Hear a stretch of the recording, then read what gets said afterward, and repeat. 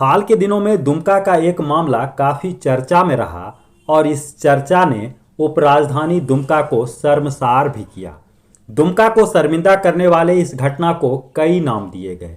किसी ने दुमका पेट्रोल कांड कहा तो किसी ने दुमका कांड, किसी ने अंकिता सिंह हत्याकांड कहा तो किसी ने लव जिहाद का दर्जा दिया।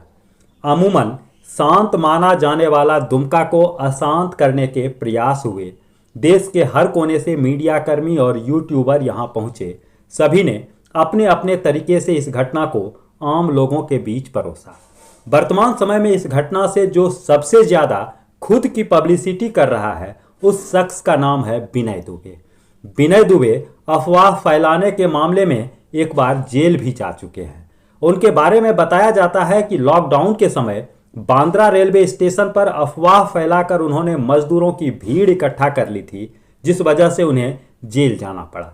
दुमका मामले में भी उन्होंने शाहरुख के भाई सलमान का एक इंटरव्यू वायरल किया। इस इंटरव्यू में सलमान ने उनसे कहा कि दुमका में उसके परिवार को खतरा था। शहर में एक अफवाह फैला था, जिस तरह अंकिता सिंह को जलाकर मार दिया गया है उसी तरह से उसकी बहन को भी जलाकर मार दिया जाएगा।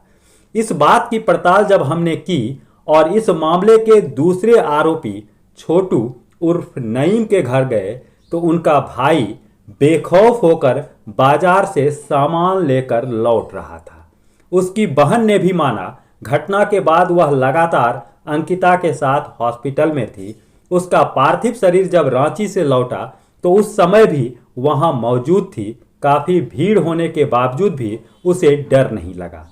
पहली बार कैमरा के सामने नईम के परिवार वालों ने इस घटना के बारे में क्या कहा, आप भी सुनिए।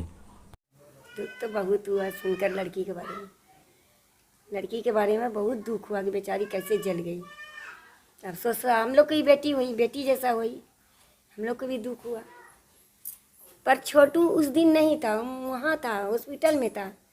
1-2 बजे रात तक, तो 1 बजे रात को आया, यहाँ बहन के साथ सुबह घर में। करीब 1:30-2 बज गया उसको सुतने में, नींद नहीं आ रहा था। फिर उस लोग से, शाहरुख से उसको कोई मतलब नहीं। उस शाम को भेंट हुआ था शाहरुख से, तो बोला हम तेल ला देंगे, 60 रुपया का तेल मंगाया। बोला हम गाड़ी में डालेंगे। बस यहीं तक उसके साथ था। शाम को चाय वहाँ पिया, उसके बाद बहन के साथ रात में चला गया हॉस्पिटल। तो वहाँ भी रहा, तो सबको देखा कि यहाँ 1 बजे रात तक है। फिर वो घर आया, आगा के सो गया। उसके बाद कोई मतलब नहीं शाहरुख से। तो कैसे शाहरुख के साथ चला गया? वो जलाने के टाइम कैसे देख लिया कि शाहरुख के साथ वो भी था? 2 बार बयान में नहीं बोला, और तीसरा बयान में लड़की जो दिन मरेगी उस दिन कहती कि हाँ शाहरुख के साथ में था। अब आप क्या चाहते हैं? फैसला करेगा कि क्या सही और क्या गलत है। इसलिए कि मीडिया भी अपना काम कर चुका है, प्रशासन भी अपना काम कर चुके हैं, बाद बाकी जितने बयान हैं जो भी है सब दे चुके हैं। अब इससे जो आगे होगा वो चार्जशीट भी दर्ज हो चुका है। अब जो भी करेगा कोर्ट इसका फैसला करेगा और किसी के हाथ में नहीं है। और हम लोग क्या चाहते हैं, जो आरोपी है, जो अगर गुनाह किया है उसको सज़ा होगा, जो नहीं किया हो तो बाइज्जत बरी होगा। इससे ज़्यादा और क्या हो सकता है? निश्चित रूप से जो आरोपी होंगे वो गिरफ्तार होंगे और उनको सजा होगा। अगर वो बाहर हैं तो फिर वो अंदर भी जाएंगे। अगर वो गलती किए हैं तो उनका तो सजा उनको मिलना ही है। जो जैसे भी सजा। आप जैसे बहन हैं, एक दुमका में एक माहौल बनाया गया था डर का। आप अभी जैसे घर से बाहर निकलते हैं, अब क्या डर लगता है आपको? डर तो हमको उस समय भी नहीं लग रहा था कि जिस समय कि इस तरह का हादसा हुआ था, जबकि अंकिता मरी थी, जिस दिन उसका डेट हुआ था उसका बॉडी लाया गया था, तो 1 पीस एक जब उसका बॉडी उतारा जा रहा था उस समय उसके गाड़ी के पास हम हैं। और अगर किसी का भी रिकॉर्डिंग है या मोबाइल में कुछ ऐसा है फ़ोटो वगैरह, तो आप देख सकते हैं कि उसका बॉडी उतारते समय हम उसके गाड़ी के पास खड़े हैं। इसलिए कि हमको उस टाइम तक भी डर नहीं था और हमको अब भी डर नहीं है। हम सच्चाई में हैं तो हम नहीं डरेंगे, क्योंकि ये गलती हुआ ही नहीं है।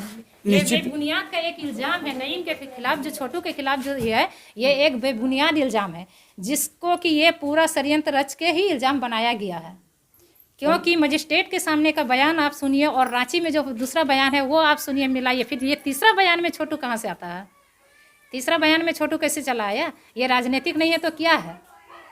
कौन लोग कर रहे हैं? ये राजनीतिक जो भी है वो सामने आएंगे, जो भी है वो अदालत में सामने आएंगे कि क्या है इसमें और नहीं है। ना हम भी कुछ कह सकते हैं इसमें, ना आप कुछ कह सकते हैं। ये आप कोर्ट ही फैसला करेगा कि इसका क्या है। जबकि वहाँ पे हर एक चीज़ का ट्रायल होगा, ट्रायल के बाद सबको बुलाया जाएगा, उसके बाद सबका खुद सामने आ जाएगा सारा प्रूफ, क्या सही क्या झूठ है। अगर छोटू गलती किया है तो छोटू को सज़ा मिलेगा, ऐसा नहीं है कि नहीं मिलेगा। अगर नहीं किया है तो नहीं मिलेगा। एक बात सोशल मीडिया में इधर उधर से आ रहा था कि दुमका में जो नाराबाजी लगा या जो भी हंगामा हुआ उसमें इस तरह का बात आ रहा था कि सब जो नाराबाजी लगाया गया सब अपने फायदे के लिए, अंकिता शर्मा के लिए कोई नाराबाजी नहीं लगाया है। सब में इसका स्वास्थ्य छिपा हुआ है, सब अपने फायदे के लिए है, चाहे वो कोई भी हो, नेता हो वगैरह हो, जब कोई भी पार्टी का आदमी हो, सब अपना अपना काम किया है। इसमें सारा अपना दिमाग लगाया, सारा अपना रोटी सेका है। लेकिन ये मुद्दा एक चला गया अंकिता पर ही। लेकिन ऐसा नहीं है कि अंकिता के लिए कोई अफसोस किया। क्या किया अंकिता के लिए अफसोस क्या उसके घर में आके 10 दिन धरना देके रोया है किसी के गले पकड़ के? या कौन ऐसा काम किया, हमको दिखाइए। सब सिर्फ एक ही सवाल करता है कि शाहरुख को निकालिए, फांसी दिए, ये हिंदू एकता क्या ये हिंदू एकता है? जिस माहौल में हम रहते हैं उस माहौल में हमको समझ में नहीं अभी तक आया कि हिंदू कौन और मुस्लिम कौन है। हम जिस क्षेत्र में रहते हैं वहाँ पर हमको खुद नहीं समझ में आता है। एक जैसा हम लोग बन के रहते हैं हिंदू मुस्लिम। जिस तरह अंकिता को जलाया गया है उसी तरह शाहरुख की बहन को भी जला दिया जाए। नहीं, हम तो नहीं सुने ऐसा कोई बात। ऐसा पर मोहल्ला में तो हो रहा है। बोलने वाला बोलता है लेकिन हम नहीं सुने हैं। हम अपना ना कान से सुने हैं ना किसी को देखे हैं। तो जैसे अभी एक हम आप सवाल उनसे किए, आप बोले कि मोहल्ला में था इस तरह का बात। एक बात बताइए, उसका भाई का एक बयान आया सलमान का, उसका कहना है कि हम लोग दुमका इसलिए छोड़ दिए कि हम लोग को डर लग रहा था, हमारा खतरा था। सेम मामला में आपका भाई भी जेल में है, आप लोग का परिवार दुमका नहीं छोड़ता है, आप लोगों को डर नहीं लगता है? देखिए, अब मेरा परिवार और उस परिवार में इसलिए अंतराल है कि उसका लव जो चल रहा था वो शाहरुख के साथ चल रहा था, छोटू के साथ तो नहीं चल रहा था। वो उसका एफआईआर बहुत दिन से चल रहा, उस लोग में बहुत सारा है। आप फोटो भी देखे होंगे, जितना वीडियो वायरल हुआ है बहुत तरह का है। उसमें कुछ अच्छा भी फोटो है, कुछ खराब भी फोटो है, जिसके कारण से उस पर ही। और ये छोटू उस दिन था ही नहीं, कोई कांड में भी नहीं था, तो इस पर शक भी दायरा नहीं होता है। लेकिन इसको टोटली फंसाया गया, तो हम अंदर से अपना पूरा निश्चिंत है ना कि हम इस चीज़ में नहीं, हम क्यों डरेंगे। और डर के कोई चीज़ हल नहीं होता, मसला का हल नहीं होता। अगर प्रशासन मेरे घर पे आए कोई सामान मांगने की, मोबाइल दो, बाइक दो, उसको बाइज्जत दे दिए सामान की, ये नहीं बोले कि नहीं देंगे। इसलिए कि हमको विश्वास है ना, अगर हम ठीक है, अगर छोटू करता तो हम जितना शाहरुख नहीं गया उससे पहले हम घर छोड़ के भाग जाते। ये दहशत मेरे दिल में बैठा हुआ रहता कि ऐसा कांड किया है छोटू, आज हमको ये घर छोड़ के भागना पड़ता। आज हम ये रोड में और ये चौराहे में, बाजार में हम नहीं निकल सकते।